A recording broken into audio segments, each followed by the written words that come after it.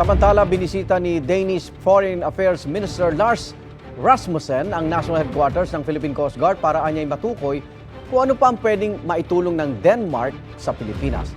Sabi ni Rasmussen, mahalaga ang kalayaan sa paglalayag. Nais daw niyang malaman ng personal ang issue sa West Philippine Sea. Ngayong miyembro na ang Denmark ng UN Security Council. Sa parang ito, malalaman daw nila ang paraan para mapasunod ang mga bansa sa batas ng international conventions. Wala pa man daw planong military exercises sa pagitan ng Denmark at Pilipinas, pero hindi raw nila isinasara ang posibilidad na ito. Sumakay rin si Rasmussen sa BRP Cabra na isa sa mga barko ng PCG. Igan, mauna ka sa mga balita, mag-subscribe na sa GMA Integrated News sa YouTube para sa iba't ibang ulat sa ating bansa.